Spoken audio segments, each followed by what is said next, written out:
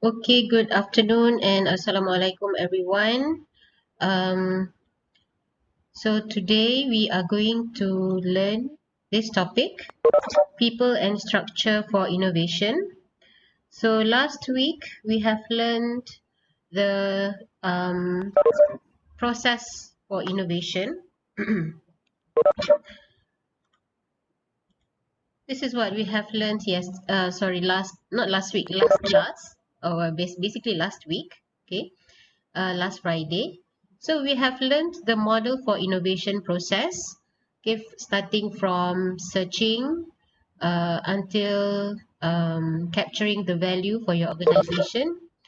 We have also learned the factors that influence innovation process.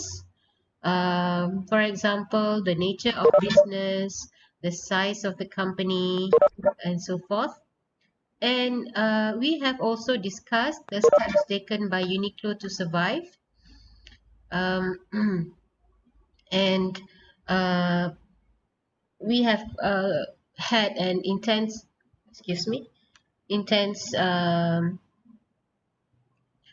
discussion on that.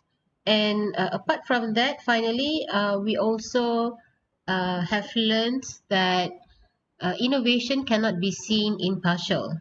Okay, we need to see innovation as a whole, as a process.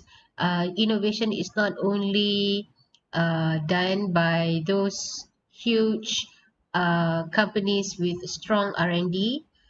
Innovation is not only by those people who have technological knowledge, but also those who are from the art stream, or any just anybody can innovate. And we also need to see innovation as a huge or a holistic process, because if we only look it partially, many of the things that are not included in our perception towards innovation. So this week we are going to learn about how organizations change and how managers direct the innovation and change process. So we might not be able to cover everything, but basically we will cover the foundation of the framework, and you can further read based on the basic notes that I will give you. Okay, so last week uh, we have I have asked you this question. In your opinion, what are the factors that contribute to the success of innovation? Thank you very much to those who have responded, either in group or also personally, to Telegram to me. I have read many. You have given a lot of why do you think that such factors contribute to the success of innovation? Okay, so I hope all that you have written here, that you have answered in the Telegram group or also personally, are based on your readings and also based on your observation. Okay, I cannot comment one by one, but I have already read some of yours, and you have given good ones. Um, for example, some of you think that there are some of the essential reasons for successful innovation is because there are improvements in communication and transportation, and also um, the quality of the subjects of innovation, such as the entrepreneurs, the managers, employees, and there are many other things. So thank you very much for your responses. Um, there are actually a lot of factors that contribute to the success of innovation. As much as we see innovation as a holistic process, uh, So there are a lot of things that are um, influencing towards the success of innovation. Malaysia, for example, is giving a lot of incentives, for example, by the government to small and medium companies and also large companies to innovate, especially to the small and medium enterprises. They have less capability, less resources to innovate. So in terms of that, government is giving a lot of incentives. In terms of large companies, they also have other types of incentives such as tax exemptions. um, if they give, because if they come here and they give a lot of job opportunities to the people of Malaysia, they will give, in return, they will be given tax exemptions, for example, to motivate them uh, to innovate and also to train, because when you want to innovate, you need to train your human resource. And um, one of the most important factors that contribute to success of innovation is the mindset. So it's either the mindset, not either, it's the mindset of the people who, either you work in a company or as an individual. That is one of the most important factors in achieving success of innovation, because innovation takes a lot of work, and you might fail along the process. So if you are determined enough, it will one day it will bring you to the point that you want to achieve. So of course there are a lot of factors, but this is one of the most important factor that contribute to success of innovation. So let's go on to our uh, subject today.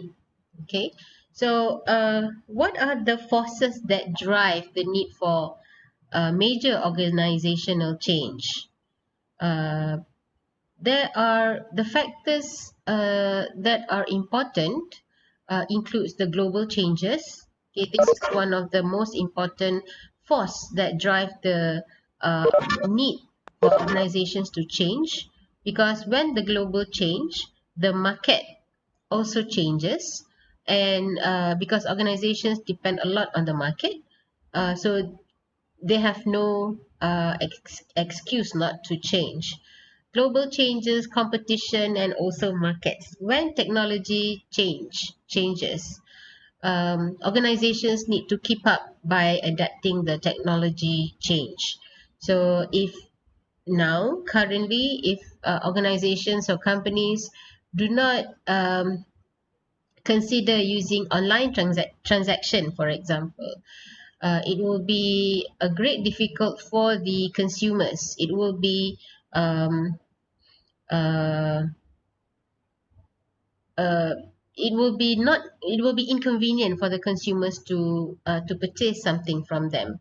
And as we know, the consumers now, they want everything very quickly. They want information very quickly, and so that they can decide very quickly, and then they can purchase it very quickly, and of course get the product very quickly.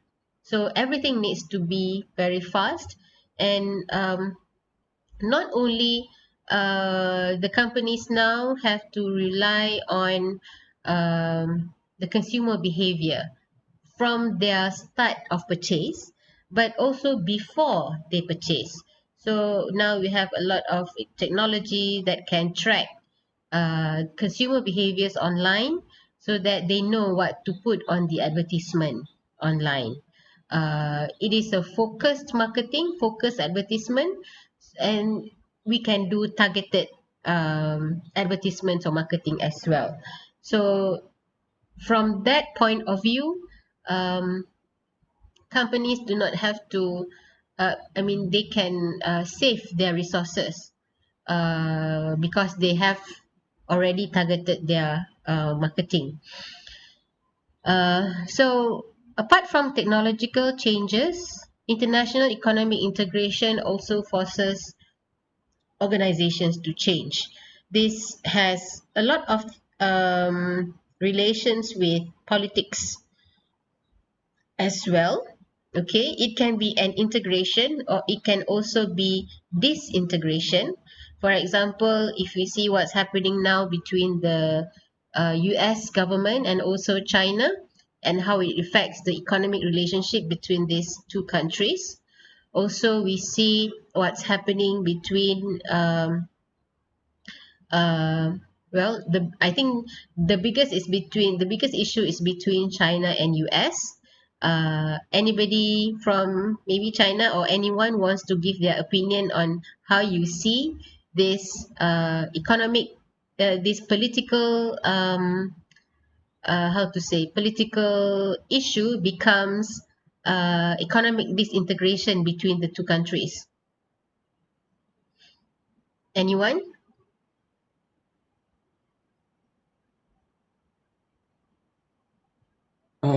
James, could you pardon your question?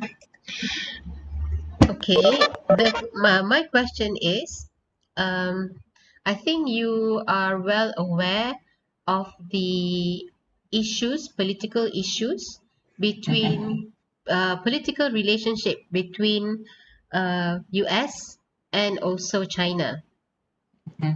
How does this political relationship, the issues in the political relationship between these two countries affect the economic relationship between the two countries, and how does it affect to the businesses in China and also businesses in the US?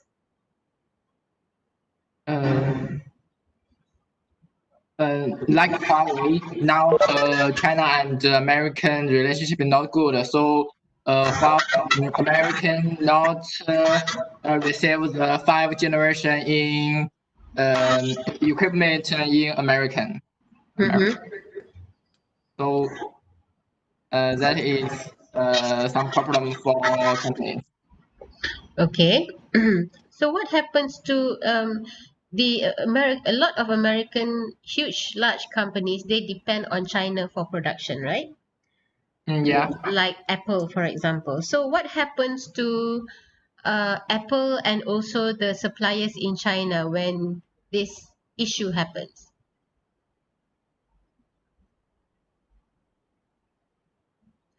Does it affect in any way to Apple? And does it affect any way to the suppliers in China? I mean, Apple supplier in China, like Foxconn. I think Foxconn Yeah. is one of the largest Maybe suppliers. American improve the tax for for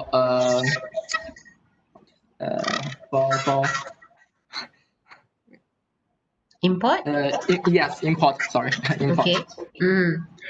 Okay. So you can see there's a lot of um, reasons, external factors like politics as well that can affect the economy, well, whether it integrates or disintegrates between countries or between regions. And finally, what happens is that it will affect in the long run or even in the short run, it will affect the businesses in the affected countries. So uh, in this slide, it only says global changes, competition, and markets, but it did not mention pandemics.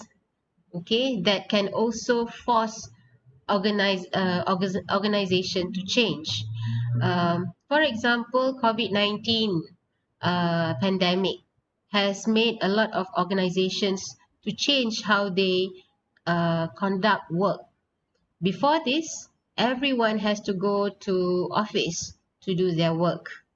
But after having the pandemic, the COVID-19 pandemic happens, people cannot go out.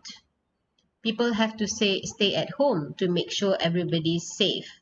So what happens is that they have to work from home. So this culture in some countries is very alien. For example, in Japan, people in Japan, the culture is, if you work, if you go, I mean, if you have a job, you need to go out of your home.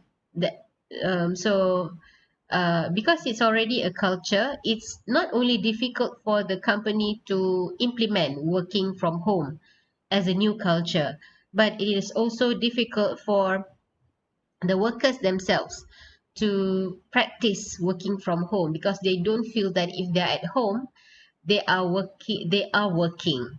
There are a lot of course there are a lot of distractions as well, but even if you are alone, they don't feel that they are doing the work, because it's culturally ingrained that they need to go to their office, to their workplace, to do their work. Okay. Another thing is maturation of markets in developed countries. This is also one of the forces that drive the need to organizational change. For example, in some markets there are commodities, things of commodities such as fashion. Fashion can become a commodity in developed countries. They don't really well, some people, high class people, they want to maintain their status. They need to follow the trends, but generally, clothing is not an essential product for them anymore. It has already become a commodity. There's a lot of competition, so the market is already saturated. So that's why, um, during the last class, we discussed about Uniqlo. So how Uniqlo, they don't follow the trend anymore, but their strategy is to improve the technology of the fabric so that they can offer products that is long lasting in terms of course, the quality, but also it survives all the trends. So if they offer a new kind of fabric or a new kind of clothing that is um, um, thin, not too thick for the winter. It is mobile, okay, and it can save space. So those are some of the pains, the customer pains, that they have addressed. So they can sell the same thing um, every year. They don't have to change their stocks. They don't have to have a huge inventory just because they follow the trend. So if you look at Uniqlo, they will change every season, but every season you can see the variety of products is not so much differ. Okay, has not a lot of difference. Maybe they have some like collaboration with uh, anime or something, but very small portion of their products. Most of the products they don't really change, because what they offer is the technology of the fabric, not the trend of the clothing. And when, for example, the fall of communist and socialist regimes. So I think those of you from China, you experience this, or maybe how when were you born? In which year? 2000. 2000. Oh, okay. So it's already started, right? Uh, the regime has already fallen, I think. Communist regime has already fallen by 2000. So the market is already open. So when the fall of communist and socialist regimes, what happened is that China has opened their economy. So China has a lot of human resources. Labor cost is very cheap. So in one way, it affects other countries, the labor cost in other countries. For example, in Malaysia, previously Japan invested a lot of, Japan is still the largest investor in Malaysia. but previously they have more. Production sites, for example, manufacturing facilities in Malaysia. But after China opens its market, a lot of the focus from Malaysia or other ASEAN countries, South Asian countries, has been shifted to China because China offer better price, better costing for them. So in one way, it affects production in Malaysia, not only from the same company, but also especially the small, medium enterprises in Malaysia, because we cannot compete the labor cost in China. Okay, so it forces us to change. Okay, so these changes, the competition and also the market changes, it imposes more threats. Okay, it imposes more threats. It creates more domestic competition. It increases the speed. It increases the international competition. But in another way, it also brings more opportunities. It brings a bigger market. Okay, if China provides a lot of labor cost, sorry, a lot of human resources, and meaning to say the labor cost is very little. Okay, in one way, from Malaysian companies perspective, we see China as a bigger market, a huge market to tap in. There are things that, for example, halal products, which Malaysia and Indonesia are very strong. But at that time, okay, at the earlier time, China not so much. So halal product means the food products that are consumable by the Muslims. Uh, so it offers bigger market for other country, um, and the changes in global changes, competition, and also market also offers more opportunities in terms of fewer barriers. Because as the competition rises, some countries they come up with national policies which they try to lower the barrier to business. The business is not so difficult to enter anymore. The existence of internet technology also have made barriers lower. Now everybody can do business online. You don't have to be a big company. Okay, even individuals, you can sell online. Okay, with the technology, and there are chances to more international markets. We are open to more international market. Just talking about online business. Okay, you can sell anywhere, you can purchase from anywhere. And this affect more large scale change in organizations. Organizations need to change in terms of their structure, in terms of their strategy, in terms of culture, in terms of knowledge management, resource planning, quality programs, e-commerce, learning organizations, and so forth. Okay, so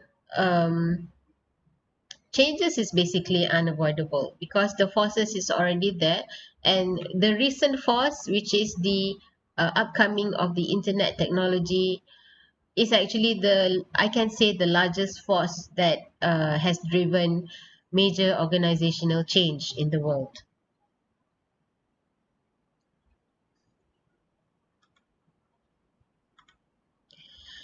Okay, so there are four types of change that provide a strategic competitive wedge.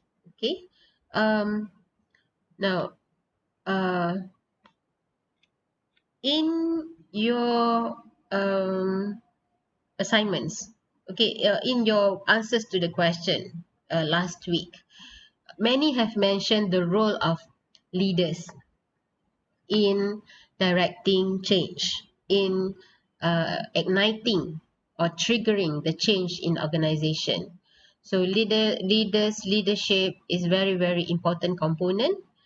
They must give proper vision, and it must be not to say a fixed vision, but a consistent vision. Leaders must be consistent in portraying where the company will be heading for.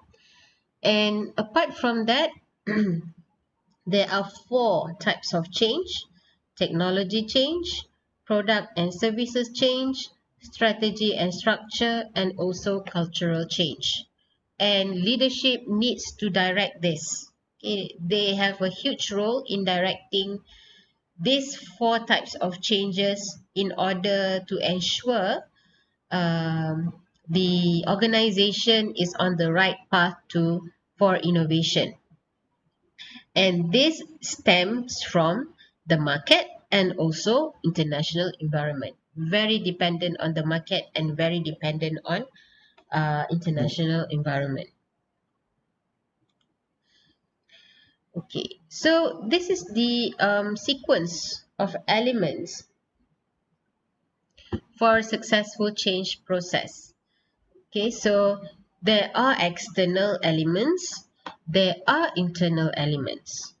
Okay, when we talk about the external element that triggers a change process, it can come from suppliers, it can come from professional, associations, consultants, or even research literature that triggers the generation of ideas. Oh, sorry, generations of new ideas of an organization. Well, this is a very important one. One of the important factor, associations. I think Chinese businesses or Chinese organizations, they are very strong in networking in associations. In Malaysia, we do have association, but compared to Chinese companies, we are less strong in terms of networking as of association. We do have association, but some people they just work on their own. They don't really rely on association, and therefore their progression is quite slow. Having involved in association is very important, because it will make your work faster and quicker, and you get resources at the time when you need it from your association, from your network. And associations also help to defend your needs as a business entity. Okay, it depend they associations defend. For example, during the COVID-19 in Malaysia, there are some incentives that were given by the government that uh, that invited some criticism from associations of business, because we open the government open give the not license give the permission to do business stage by stage. Okay, first the essential businesses, and then a certain business, then a certain business can only open. So these people from the association, they work together within the association to draw the SOP, the standard operating procedure, that um, that can justify that they can operate their business soon. Okay, so they work together internally. For example, I have friends who have spa business, who runs a spa business. So they work in the association.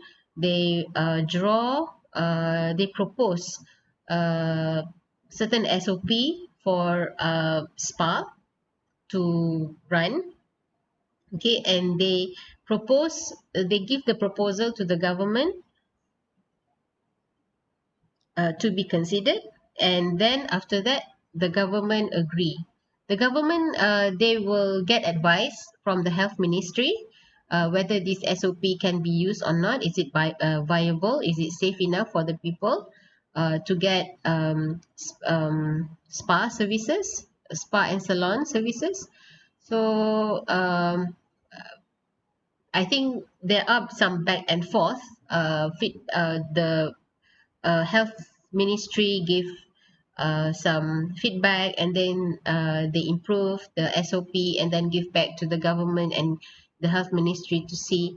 Then when the health ministry agrees, the government agrees, and then the government give the dates. Okay, from starting from this date, spa businesses can reopen. Okay, so the role of association, being an association, is very, very important, especially in times like this. Okay.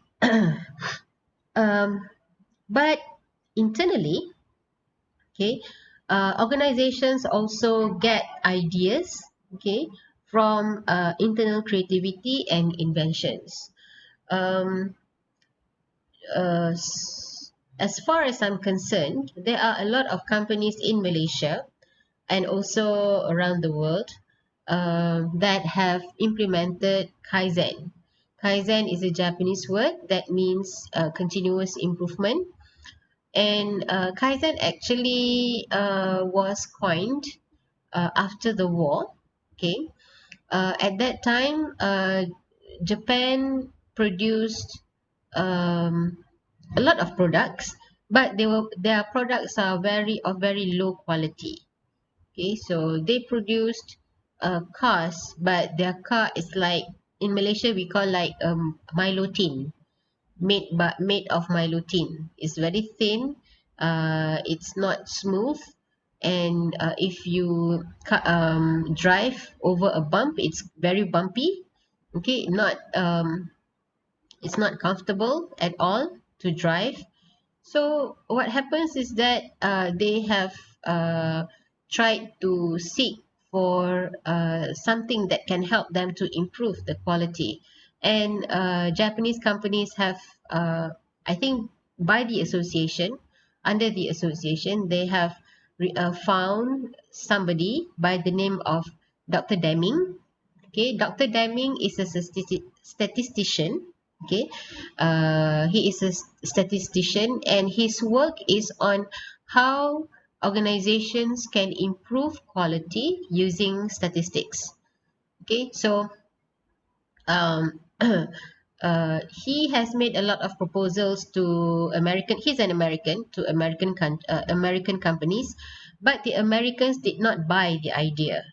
So the Japanese people took him, okay, and bring him to Japan and learn a lot from him, okay, from Dr. Deming.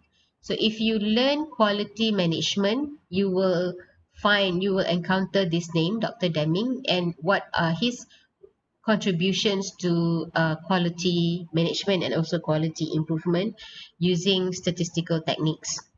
Okay, so from there on, Japanese companies have practiced Kaizen, which is continuous improvement, and they have also practiced what they call as the bottom up communications. I will discuss this in the next slide.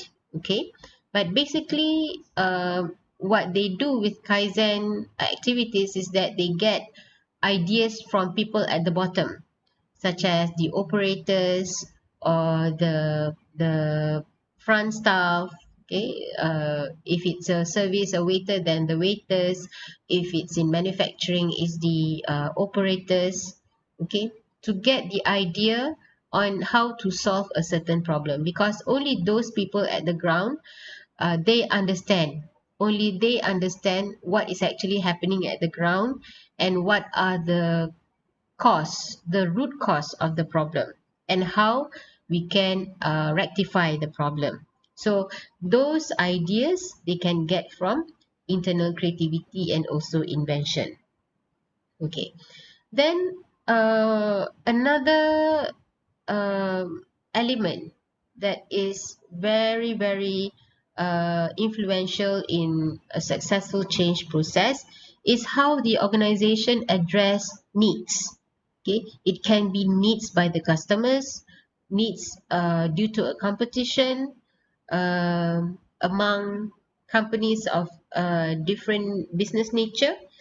Legislation means law, okay, the requirements of the law, regulation, and also labor force. For example, there are a lot of countries, matured countries or developed countries, because their population, there are more old people than the young people, so they need more labor force. There are a lot of job opportunities, but unfortunately there are not enough young people to fill up the job opportunities. So that's why they have started to focus on artificial intelligence and also robotics technology. Okay, so those the jobs that only require regular steps. Okay, steps that are the same. Okay, same cycle. Okay, or predict cycles that can be predicted. They use robots or they use AI, like chatbot, for example. Okay, so we do not need people to do that kind of job. Okay, so addressing needs of these external elements is also one of the thing that contribute to successful change process. Internally is the perceived problems of opportunities that raise within the organization. So with this idea, addressing the ideas and also addressing the needs, after that the organization will adopt, okay, will adopt the technology or the change whatsoever that is needed. Okay, and along the way they need to use the resources, okay, whether it's a financial resources or human resource or facilities and many others. Okay, and using these resources they will do the implementation of the change. Okay, so these are the holistic approach actually, okay, to undergo or to achieve a successful change process. So far, is there any question? No. Okay. um,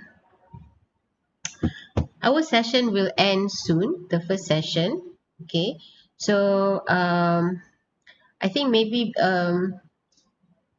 before it ends up very promptly, okay, let me end this first session before we go to the next slide. So I will give you another link for our next class, next session, which will start at 3. Okay, so we end the session here first. See you later in 10 minutes. Okay. Okay.